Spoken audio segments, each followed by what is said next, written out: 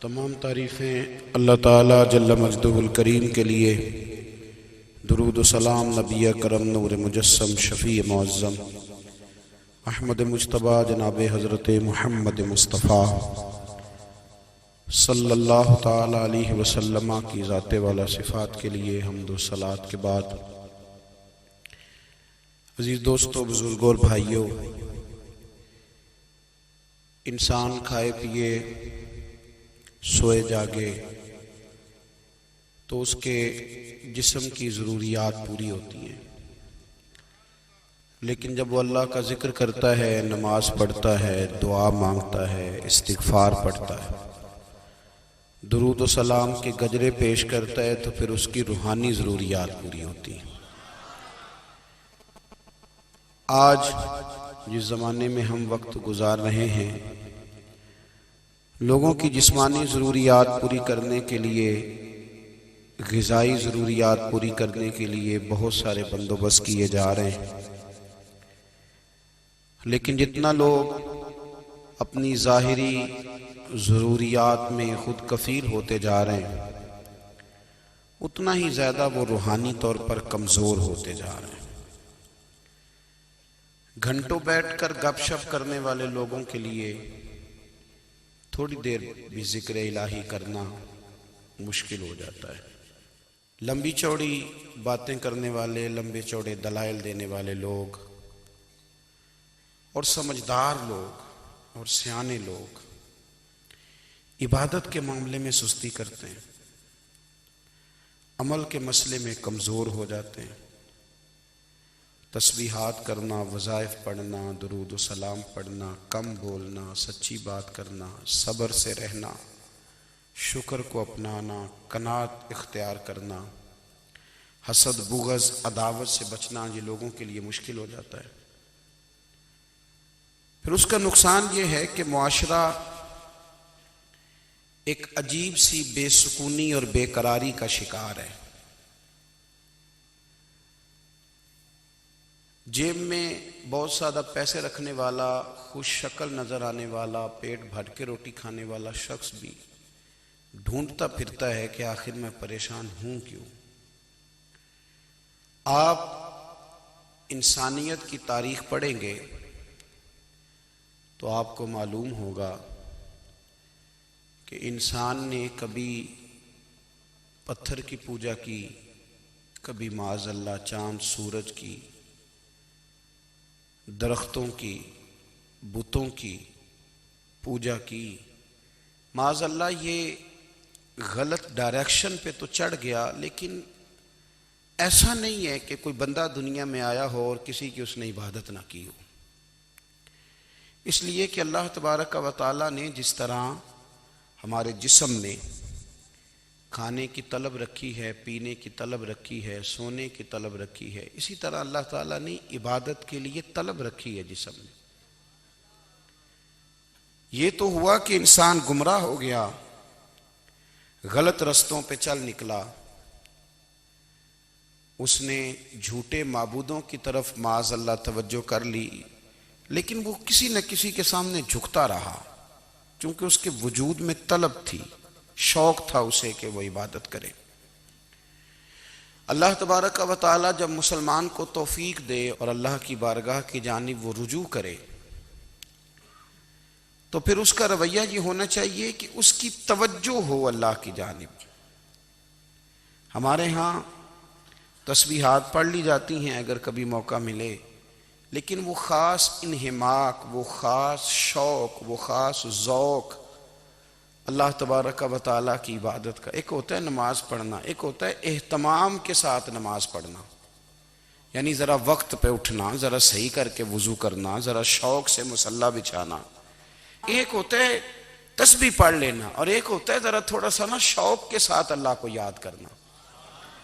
آپ کبھی جو میں نے آیہ کریمہ پڑھی، اس کی آپ شان نزول دیکھیں۔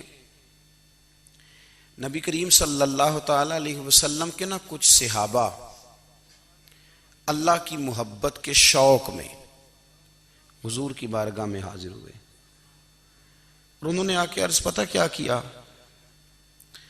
عرض کرنے لگے یا رسول اللہ صلی اللہ تعالی علیہ وسلم سالوں بیت گئے ہیں سجدے کرتے ہوئے، حضور سالوں بیت گئے ہیں تسبیح پڑھتے ہوئے، سالوں بیت گئے کہتے ہوئے کہ سبحان اللہ وہ پاک ہے، ہمیں سالوں بیت گئے یہ کہتے ہوئے کہ اللہ اکبر وہی سب سے بڑا ہے، سالوں بیت گئے کہتے ہوئے کہ الحمدللہ ساری تعریفیں اللہ کے لیے، سالوں بیت گئے اس کی تسبیح کرتے، تحلیل کرتے، تکبیر کہتے۔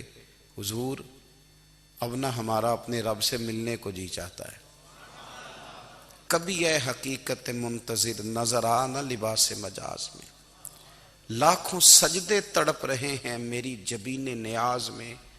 اور اقبال کہنے لگے کہ تیرے عشق کی انتہا چاہتا ہوں، تو میری سادگی دیکھ کیا چاہتا ہوں، میرا ذرا سا تو دل ہے مگر شوخ اتنا، میں وہی لن ترانی سنا چاہتا ہوں۔ میرا بھی دل کرتا ہے کہ اللہ میں تجھے کہوں میں تجھے دیکھنا چاہتا ہوں، جس طرح حضرت موسیٰ کلیم علیہ السلام نے کہا تھا، اور تو مجھے کہے کہ لن ترانی تو نہیں دیکھ سکتا، ذرا سا تو دل ہے مگر شوخ اتنا، میں بھی وہی لن ترانی سنا چاہتا ہوں۔ پھر کہنے لگے بھری بزم میں راز کی بات کہہ دی، بڑا بے ادب ہوں سزا چاہتا ہوں۔ دیکھو سب لوگوں کے بیچ ہی میں نے یہ کہہ دیا۔ میرے عزیز صحابہ نا شوق میں، کتنے سارے لوگ ہیں آپ، کتنی ماشاءاللہ بڑی تعداد میں آپ آئیں، ہم بھی کبھی اس شوق میں گئے ہیں کہ ہمارے رب کو دیکھنے کو دل چاہتا ہے، ہمارا جی چاہے وہ کبھی ہمیں ملے، ہم کبھی اس کی زیارت کریں، اس کی بارگاہ کرم میں ہم حاضر ہوں۔ صحابہ نے عرض کیا یا رسول اللہ صلی اللہ تعالی علیہ وسلم ہمارا رب کہاں ہے؟ ہمارا نا اپنے رب کو دیکھنے کو جی چاہتا ہے۔ جب صحابہ نے یہ عرض کیا تو اللہ نے قرآن مجید نازل کیا، فرمایا وَإِذَا سَأَلَكَ عِبَادِي أَنِّي فَإِنِّي قَرِيبٌ، محبوب جب میرے بندے آپ کی بارگاہ میں آ کے میرے بارے میں پوچھیں نا تو ان سے کہہ دینا میں ان کے قریب ہی ہوں، قریب ہی ہوں۔ دلیل کیا ہے؟ آئی اذا دان، یہ جب بھی مجھ سے دعا مانگیں گے میں ان کی دعاؤں کو قبول فرماؤں گا، میں ان کے قریب ہوں، میں ان کے قریب ہوں۔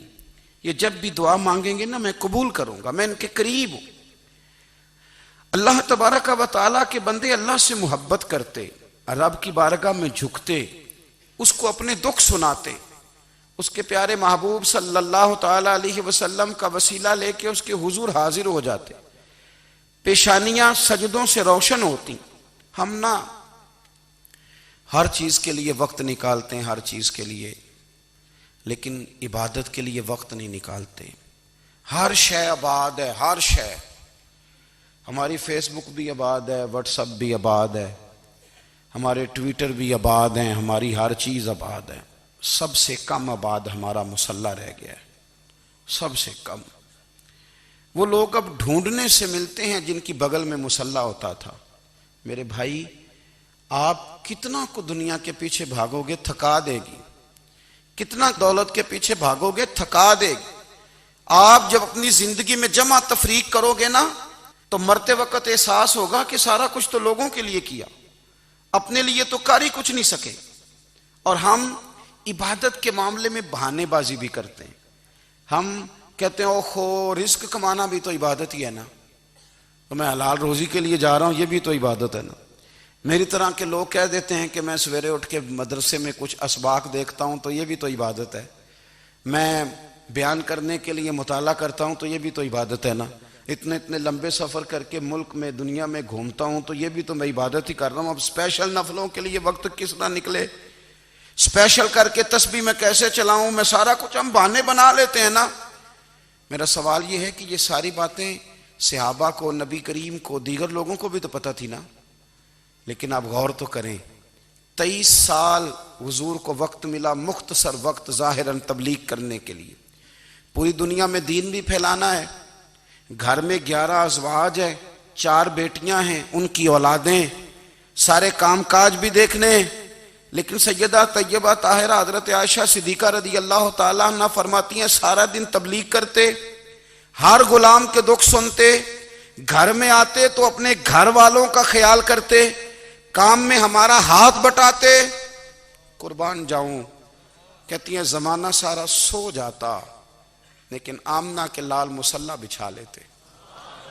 دنیا سو گئی ساری، سب سو گئے، جو خدام تھے، وہ جو غلام تھے، وہ سو گئے. صحیح مسلم نے لفظ ملیں گے، سیدہ پاک فرماتی ہیں او میرے نبی کے غلاموں، میں نے یہ رنگ بھی دیکھا ہے کہ حضور نے اتنا کھڑے رہے، اتنا قیام کیا، اتنا قیام کیا کہ مقدس پیروں میں ورم آ گئے، سوج گئے پیر.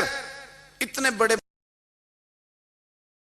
دل پہ ہاتھ رکھ کے نہیں بتا سکتا کہ میرے کبھی نماز میں پیر سوج گئے ہوں، کوئی نہیں بتا سکتا. بچوں کی روٹی کماتے تھک گئے بات الگ ہے، ہم سیر کرنے گئے تو تھک گئے بات الگ ہے، لیکن عبادت میں یہ بھی تو مسلم شریف ہے نا، یہ بھی تو دین ہے نا، یہ بھی تو حضور کی سنت ہے، یہ بھی تو وہ چیز ہے جو کریم کی آنکھوں کی ٹھنڈک ہے. سیدہ فرماتی ہیں پیروں میں ورم آ گئے اور ساری رات ہی حضور نے نماز پڑھی اور ایک ہی آیت بار بار دہرائی. مسجد نبوی میں بلال حبشی نے فجر کی اذان دے دی اور حضور ابھی مصلی پہ تھے.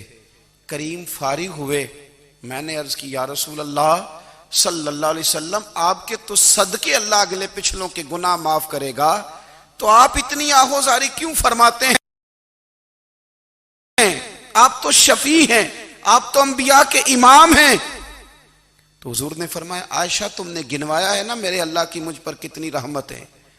افلا اکون عبدا شکورا، فرمایا اگر اس نے اتنی نعمتیں دی ہیں تو کیا میں اس کا شکر گزار بندہ نہ بنوں؟ میں شکر گزار بندہ نہ بنوں اس کا؟ پھر اگر اتنی نعمتیں اس نے دی ہیں، مجھے اتنا نوازا ہے، تو پھر میں اس کے سامنے سجدے نہ کروں؟ او میرے بھائی، بڑے قابل فخر لوگ ہیں ہم کہ ہم نبی پاک کے غلام ہیں. ہم قابل فخر ہیں کہ نبی کریم کے غلام ہیں. کیا کبھی اس غلامی کے شکرانے میں بھی 2 نفل پڑھے کہ یا اللہ تیرا شکر ہے تو نے ہمیں حضور کا غلام بنایا ہے؟ یاد رکھیں کہ اپنی روحانی زندگی کو آباد کریں، استغفار پڑھیں، تسبیحات کریں. حضرت عبداللہ ابن عمر رضی اللہ تعالیٰ عنہ حضرت عمر کے صاحبزادے، مکہ مکرمہ میں ان کی قبر ہے. میں نے جب انہیں پڑھا تو مجھے ان سے بڑا پیار ہو گیا، لیکن آپ کو پتہ ہے وہاں جا کے کسی شخص کا مزار تلاش کرنا یا پوچھنا ایک مشکل کام ہوتا ہے. تو ایک دفعہ میں مکہ شریف میں حاضر تھا تو ایک گاڑی والا ڈرائیور مجھے کہنے لگا کہ مولانا میں آپ کو جانتا ہوں، مجھے آپ سے محبت ہے، ایک بات بتاؤں آپ کو؟ میں نے کہا بتاؤ. کہنے لگے حضرت عبداللہ ابن عمر کی قبر دیکھنی ہے. میں نے کہا یہ تو نہیں کہہ رہا، یہ کسی نے بندوبست کرایا ہے، یہ اللہ نے تیرے دل میں بات ڈالی ہے، یہ ہو گیا تو لے چل مجھے.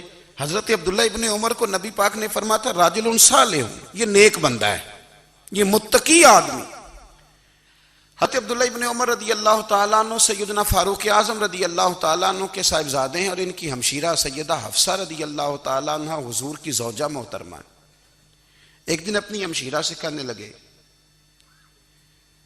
کہ نبی کریم صلی اللہ تعالیٰ علیہ وسلم گھر میں آئے نا، اور اگر حضور غم امت میں پریشان نہ ہوں، طبیعت کو حشاش بشاش دیکھو، تو ذرا پوچھنا تو صحیح حضور کا میرے بارے میں کیا خیال ہے، پوچھنا تو صحیح کہ کریم کی بارگاہ میں میرا کیا مقام ہے، میرے بارے میں حضور کیا فرماتے ہیں. اب بہن کو کام بتائے اور بتائے بھی بھائی، اور پھر بہن وہ کام نہ کرے، یہ تاریخ میں ہوتا نہیں. حضرت عمر فاروق رضی اللہ تعالیٰ عنہ کی صاحبزادی ام المومنین رضی اللہ تعالیٰ عنہ فرماتی ہیں کہ میں تو بس منتظر تھی. انہوں نے تو کہا تھا نا کہ اگر تم حشاش بشاش دیکھو تو بات کرنا، لیکن حضور تشریف لائے، میری باری تھی، میرے گھر تشریف لائے، کھانا پیش کیا تو فوراً میں نے عرض کی حضور ایک بات پوچھنی تھی. تو حضور نے فرمایا پوچھئے. میں نے عرض کی حضور میرے بھائی عبداللہ ابن عمر کے بارے میں آپ کا کیا خیال ہے؟ نوجوانوں میری بات پہ غور کرنا، میرے بھائی کے بارے میں آپ کا کیا خیال ہے؟ تو نبی کریم صلی اللہ تعالیٰ علیہ وآلہ وسلم نے میری طرف دیکھا اور پھر حضور زیر لب تھوڑا مسکرائے. اور بریلی کے امام کہتے ہیں کہ حضور مسکرا دیتے تھے نا تو جو بڑا دکھی ہوتا تھا وہ بھی ہنس پڑتا تھا. اب سوال پیدا ہوتا تھا کہ پھر تو اس مسکراہٹ کے لیے انتظار کرنا پڑتا ہوگا کئی کئی مہینے کہ حضور مسکرائیں تو رونے والے ہنسیں، تو اعلیٰ حضرت فرماتے نہیں، انتظار نہیں کرنا پڑتا، یہ مسکراتے رہنا تو حضور کی عادت ہے۔ جس کی تسکین سے روتے ہوئے ہنس پڑے اس تبسم کی عادت پہ لاکھوں سلام۔ یعنی یہ تو عادت ہے حضور کی مسکراتے رہنا، اس کے لیے انتظار نہیں کرنا پڑتا۔ بھائیو آپ خیال رکھیں گے، غور کریں گے، حضرت عبداللہ ابن عمر رضی اللہ تعالیٰ عنہ کے بارے میں پوچھا تو سیدہ فرماتی ہیں کہ نبی کریم صلی اللہ تعالیٰ علیہ وسلم نہ زیر لب مسکرائے اور فرمایا حفصہ تیرا بھائی ہے تو اچھا، لیکن میں نے سنا ہے کہ عشاء کی نماز پڑھتا ہے تو فجر تک سویا ہی رہتا ہے۔ او نوجوانوں، 10 بجے تک سونے کی بات نہیں ہوئی، 9 بجے تک سونے کی بات نہیں ہوئی، 11 بجے اٹھنے کی بات نہیں۔ حضور فرمانے لگے میں نے سنا ہے کہ عشاء کی نماز پڑھ کے سو جاتا ہے اور فجر تک سویا ہی رہتا ہے، اسے چاہیے کہ تہجد کے وقت اٹھا کرے، اللہ کی بارگاہ میں حاضر ہوا کرے، آہوزاری کرے، سجدے کرے، عبادت کرے۔ اٹھتا ہے اور فجر میں جا کے اٹھتا ہے۔ حضرت جناب حفصہ رضی اللہ تعالیٰ عنہ کہتی ہے میں نے جناب عبداللہ ابن عمر کو پیغام دیا اور میں نے کہا میرے جوان بھائی سن، نبی پاک نے فرمایا ہے تو اچھا پر تہجد میں نہیں اٹھتا، نفل نہیں پڑھتا۔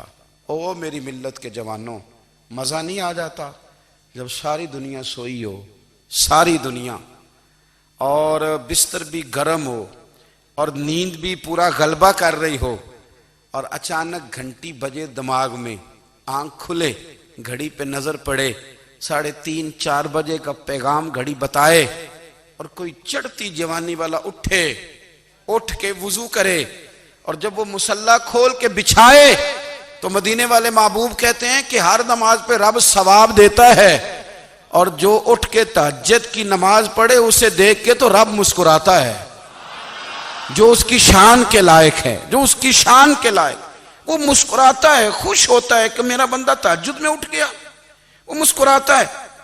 کاش ہماری صبحیں کبھی اپنے مالک کے نام ہو جائیں، کاش کے صبحیں۔ حضرت ابو الحسن رحمۃ اللہ تعالی علیہ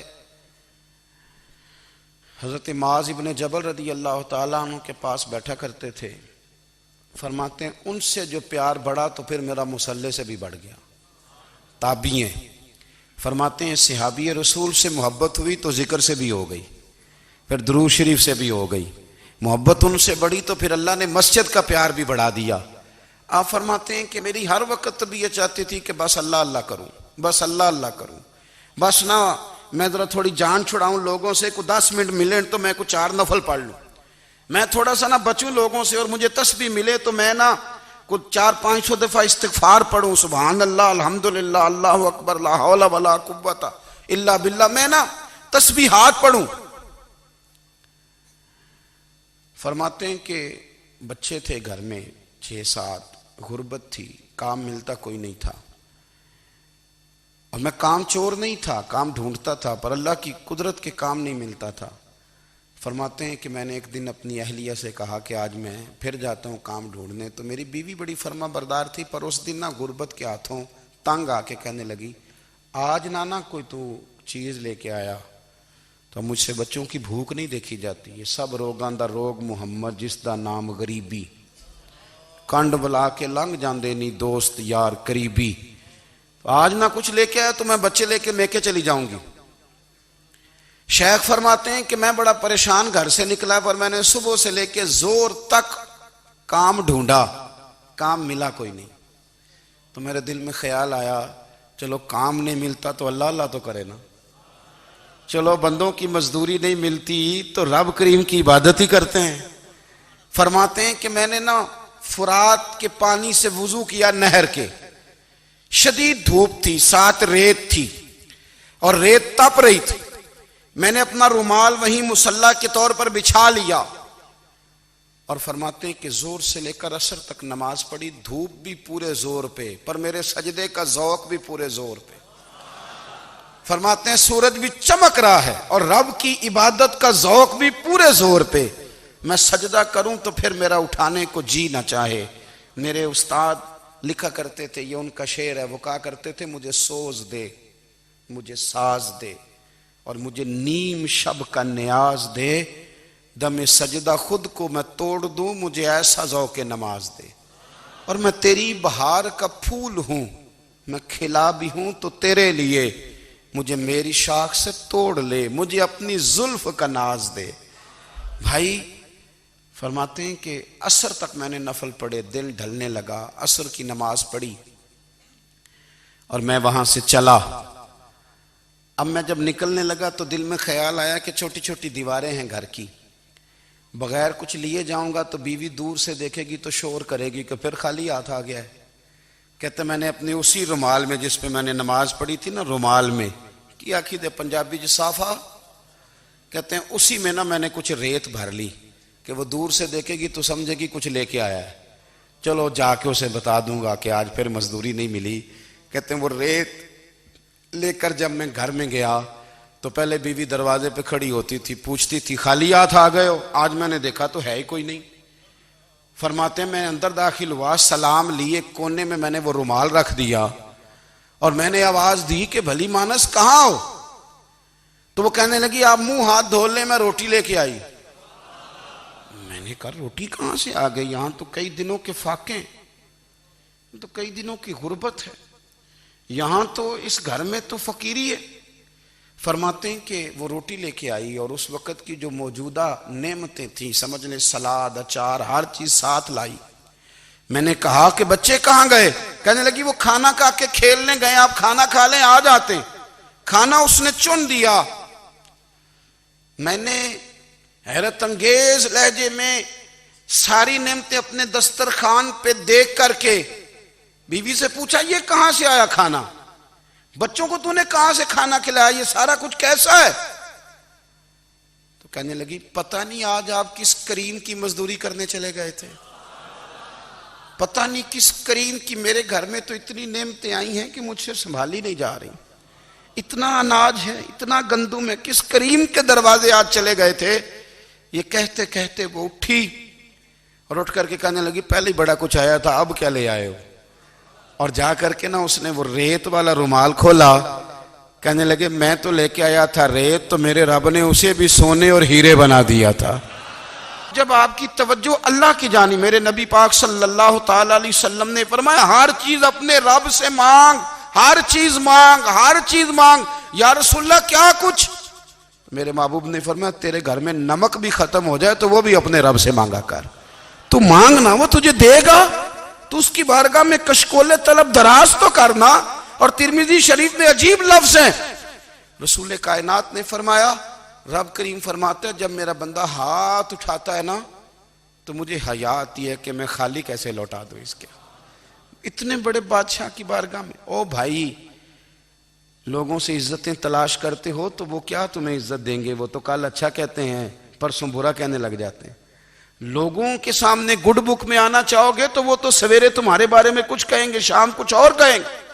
اپنی روحانی زندگی آباد کریں، اپنے مسلح کو وقت دیں، اور دنیا سے چھپ کر اس موبائل کو بند کر کے اور اپنے آپ سے بھی چھپ کے اور تنہا ہو کے چھپا کے سارا کچھ اپنے آنسو اپنے رب کی بارگاہ میں پیش کریں، اس کے حضور حاضری دیں۔ سنو نا ترمذی کی حدیث اور اسے یاد رکھنا، نبی پاک علیہ السلام نے فرمایا اپنے دکھ لوگوں کے سامنے نہ بیان کرنا، سیٹھوں نوابوں کو نہ بتاتے پھرنا، دنیا داروں کے سامنے جا کے نہ رونا کہ میں تکلیف میں ہوں۔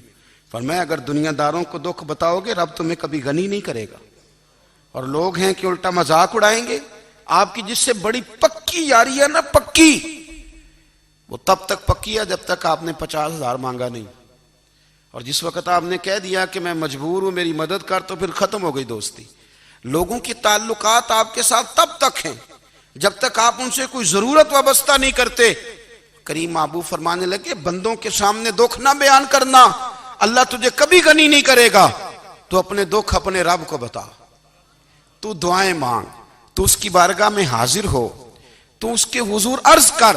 فرمایا اپنے دکھ اپنے رب کو بتا، وہ جلدی کرے یا دیر سے کرے تجھے ساری دنیا سے بے نیاز کر دے گا، تجھے کسی کا محتاج نہیں رہنے دے گا۔ اپنے اپنے مسلح کو، اپنی دعاؤں کو. ایک بزرگ فرماتے ہیں میں نے دعا مانگنے کا طریقہ اپنی بیوی سے سیکھا.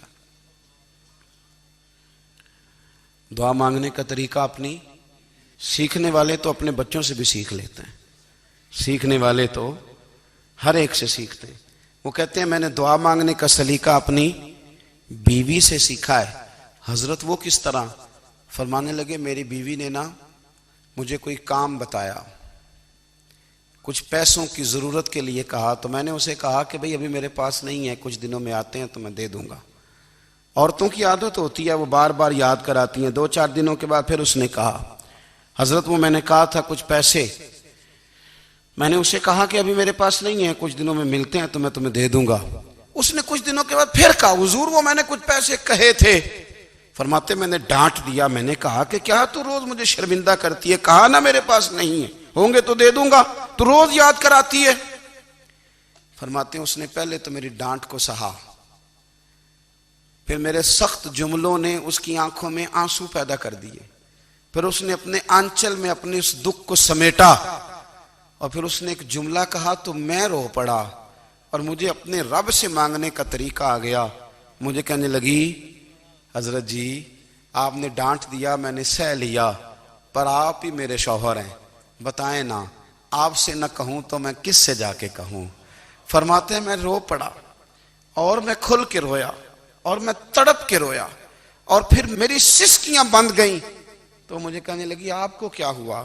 میں نے کہا مجھے بھی دعا مانگنی آ گئی ہے. جب میں اسے کہوں گا نا اللہ تو ہی میرا رب ہے، میں تجھ سے نہ کہوں تو میں کس سے جا کے کہوں؟ میں کیوں کسی بندے سے سوال کروں؟ میں کیوں کسی دنیا دار سے کہوں؟ میں تیرے بندوں کا، نیک بندوں کا وسیلہ لے کے، تیرے محبوب کی غلامی لے کے تیری بارگاہ میں آیا، تجھ سے نہ مانگوں تو کس سے مانگوں؟ سمجھ آ گئی ہے. جب میں اس رنگ میں مانگوں گا تو پھر رب میرے اوپر بڑا ہی فضل فرمائے گا، وہ میرے اوپر بڑی رحمت کرے گا، وہ میرے لیے آسانیاں کرے. عزیز دوستو ہم اس طرح کرنے لگ گئے ہیں کہ ہم نے نا اپنے تعلقات پر اعتماد کرنا شروع کر دیا ہے. میرے تعلقات بہت ہیں. ہم نے اپنی دولت پر اعتماد کرنا شروع کر دیا ہے، میرے پاس دولت بہت ہے. ہم نے اپنے علم پر، اپنی شہرت پر اعتماد کرنا شروع کر دیا ہے کہ میرے پاس فلاں چیز بہت ہے. یاد رکھنا جب بے نیاز اپنی صفت بے نیازی دکھاتا ہے تو بڑی بڑی دولتوں والے مجبور نظر آتے ہیں. بھائیو جب انسان کا رشتہ اپنے مالک کے ساتھ ہوتا ہے پھر تو غم بھی کچھ نہیں کہتے، پریشانیاں بھی کچھ نہیں کہتی، پھر تو زندگی صبر والی، پھر تو زندگی توکل والی، پھر تو زندگی بھروسے والی. پھر انسان اپنے آپ کو رسوا نہیں کرتا، دنیا داروں سے امیدیں اس کی ختم ہو جاتی، امیدیں اللہ رسول سے لگا لیتا ہے، مضبوط ہو جاتا ہے، مضبوط، طاقتور ہو جاتا ہے، خوددار ہو جاتا ہے، باوقار باعزت ہو جاتا ہے. حضرت بہلول دانا رحمت اللہ علیہ بیٹھے تھے تو ہارون رشید حج کر کے آ رہا تھا، تو رستے میں حضرت شیخ سے ملاقات ہو گئی تو السلام علیکم کے بعد کہنے لگا حضور کوئی حکم ہو تو بتائیے گا. تو حضرت بہلول دانا فرمانے لگے تیرا رب کون ہے؟ اس نے کہا اللہ. تو فرمایا میرا کون ہے؟ کہا اللہ. فرمانے لگے تو بڑا ہی بیوقوف ہے، کیا تو یہ سمجھتا ہے کہ رب ہارون رشید کو تو دے گا اور بہلول دانا کو بھول جائے گا؟ تیرا بھی وہی رب ہے، میرا بھی وہی رب ہے. اس نے اگر تجھے دے کے آزمایا ہے تو ہو سکتا ہے مجھے نہ دے کے آزما رہا ہو. جب اس کی حکمت کے تقاضے ہوں گے تو عطا کرے گا اور دے گا. تو جا اپنا کام کر. بھائی اپنی روحانی زندگی، اپنی عبادات، اپنے وظائف، اپنے روزمرہ کے معاملات، اپنی دعائیں، اپنا استغفار.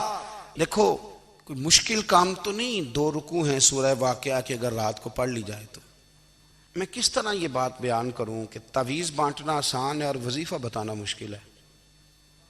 سارا دن تعویذ بانٹیں تو لوگ لینے کو تیار ہیں، اور اگر آپ وظیفہ بتائیں تو کہتے ہیں تو مشکل کام ہے. او خدا کے بندے، اگر آپ کا تعلق قرآن پاک کے ساتھ مضبوط ہو، قرآن پاک کے ساتھ اگر آپ کا رشتہ ہو، لوگ سفارشیں ڈھونڈتے ہیں نا دنیا میں، کوئی تعلق مل جائے تو میرا کام ہو جائے. دنیا میں اتنا مشکل معاملہ ہے، آخرت میں مجھے بتائیے گا کتنا مشکل معاملہ ہوگا.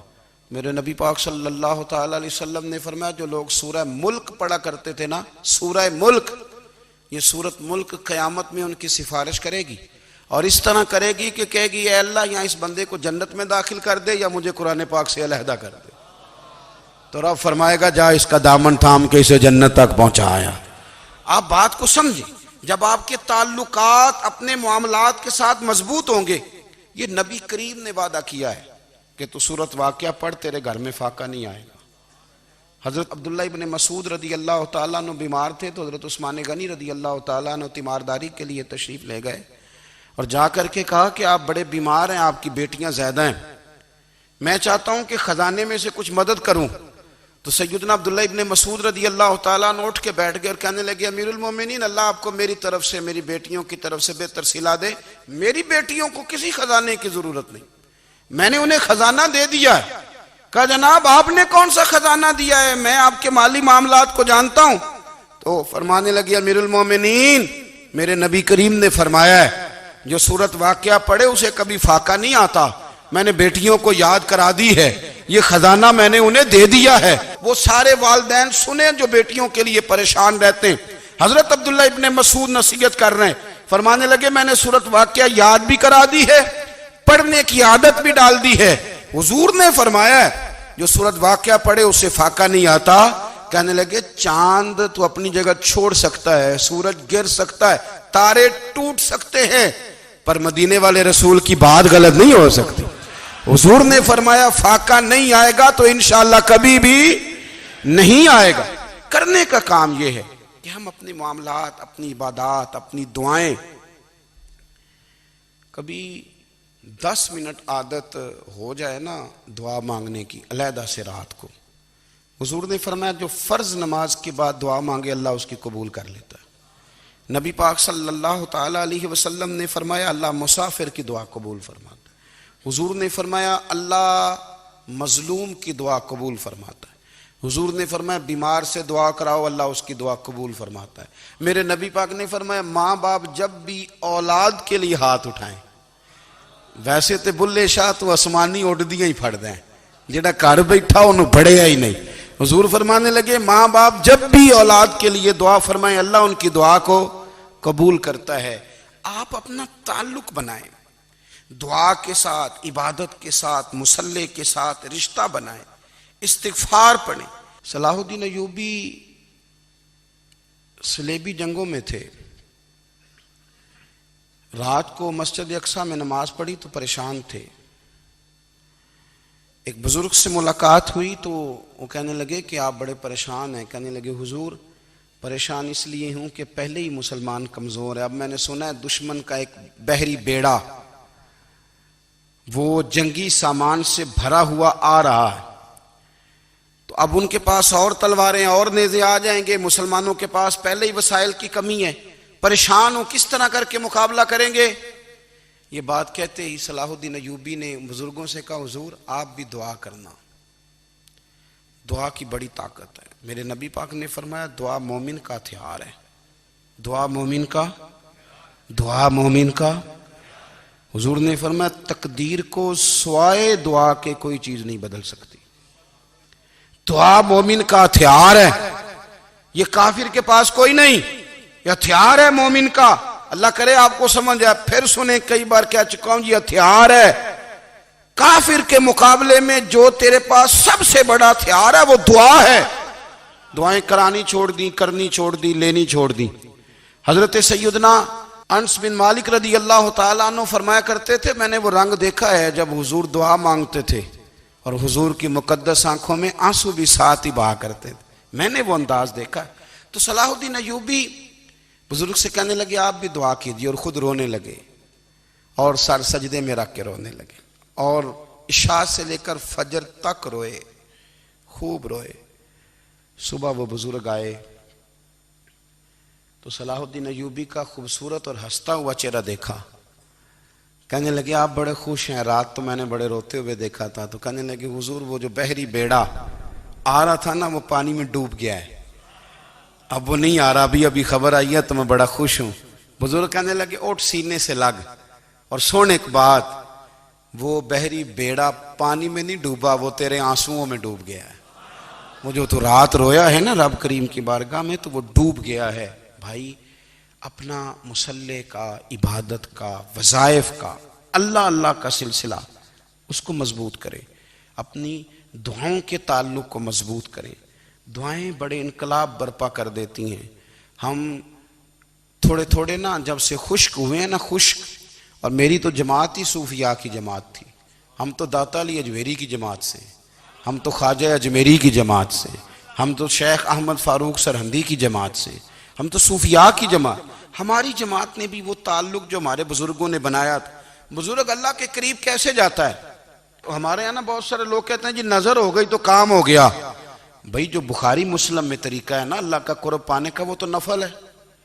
نبی کریم علیہ السلام نے فرمایا بندہ نفلوں کے ذریعے رب کے قریب جاتا ہے، اور اتنا قریب جاتا ہے کہ پھر اللہ اس کی زبان بن جاتا ہے، اللہ اس کی آنکھیں بن جاتا ہے، کان بن جاتا ہے، ہاتھ اور پیر بن جاتا ہے۔ تو یہ تو عبادت ہے، یہ تو اللہ کی بارگاہ کی حاضری ہے جو آپ کو اللہ کے قریب کرے گی۔ تو اپنے نماز کو اہمیت دے کے ادا کریں، نمازیں موبائل بند کر کے ادا کریں۔ لیکن نا کچھ لوگ کہتے ہیں مجھے ٹائم نہیں ملتا نماز کا، تو میں کہتا ہوں یہ آپ نے بڑی جرت کی بات کی ہے۔ مجھے کو میرا پیر بھائی کہہ دینا میرے پاس ٹائم نہیں آپ کو ملنے کا، تو میں کہتا ہوں آج کے بعد آنا ہی نہ۔ تو کیا سمجھتا ہے تو بہت بڑا آدمی ہے، تیرے پاس ٹائم نہیں ہے اور ہمیں ملنے کا ٹائم، موج کر۔ تو آپ نے اللہ رسول کو کہہ دیا ٹائم نہیں۔ اور عجیب فلسفہ ہے نا، کہا جائے نماز پڑھنے آؤ تو کہتے ہیں کپڑے ٹھیک نہیں، اور کہا جائے کہ آؤ ذرا دعوت پہ چلیں تو کہتے ہیں 1 منٹ ٹھہر میں کپڑے بدل کے آیا۔ نماز کے لیے کہا تو کہتے ہیں ٹھیک نہیں، دعوت کے لیے کہا تو کہتے ہیں میں ذرا تیاری کر لوں، یوں جانا مناسب نہیں۔ یہ معاملہ ٹھیک نہیں۔ رب تو فرماتا ہے کہ جب تم مسجد میں آ تو زینت اختیار کر کے آ، خوب ذوق سے دعا مانگیں، خوب شوق سے نماز پڑھیں، خوب استغفار کا مزاج بنائیں۔ آپ لوگوں کے بیچ رہ کے سوکھ حاصل کرنا چاہتے ہیں، لیکن آپ کو پتہ ہے کئی مہینے غار حرا میں رہنا بھی مدینے والے محبوب کا طریقہ ہے۔ ہر سال اعتکاف بیٹھنا الگ سے، یہ بھی حضور کا طریقہ ہے۔ مسجد نبوی کے اندر دروازہ کھلتا تھا نبی کریم کا، پر گھر کے اندر نفل پڑھے نبی پاک نے۔ اور حضور فرماتے ہیں کچھ نفل نماز گھر میں بھی پڑھا کرو، گھر کو قبرستان نہ بناؤ۔ ہمارا گھر اللہ کے ذکر سے آباد ہوگا۔ اگر ہم نماز پڑھیں گے نا، میں جب سنت پڑھنے کے لیے گھر میں کھڑا ہوتا ہوں تو میرا جو 2.5-3 سال کا بیٹا ہے نا، وہ بھی میرے ساتھ نماز پڑھنی شروع کر دے۔ اسے پتہ کوئی نہیں نماز کیا ہوتی ہے، لیکن وہ بھی نا سجدہ نہ بھی کرنا ہے تو ساتھ لیٹ ضرور جاتا ہے۔ پتہ چلا بچے لیکچر دینے سے نماز نہیں پڑھتے، نماز شروع کر دیں تو بچے بھی شروع کر دیتے ہیں۔ ہم جب پریشان ہوتے ہیں تو لیکچر دیتے ہیں، تو لیکچر تو باہر شاید چل جائے، گھر میں کیسے چلے گا؟ گھر میں تو عمل چلے گا۔ تو میرے عزیز، آج کے اس روحانی اجتماع میں ہمارے دوستوں نے جو محنت کی، ہم نے بار بار اپنی نیت سے پوچھا خدا ہمیں معاف کرے اگر کوئی ذاتی شہرت ہے، کوئی ہمارے ذاتی مفادات ہیں، رب ہمیں ہدایت دے۔ ہماری یہ خواہش تھی کہ روحانی اجتماع ہمیں تھوڑا سا اللہ اور اس کے رسول کے جانب مائل کرے، کچھ ہمارا رشتہ مصلی کے ساتھ مضبوط کرے۔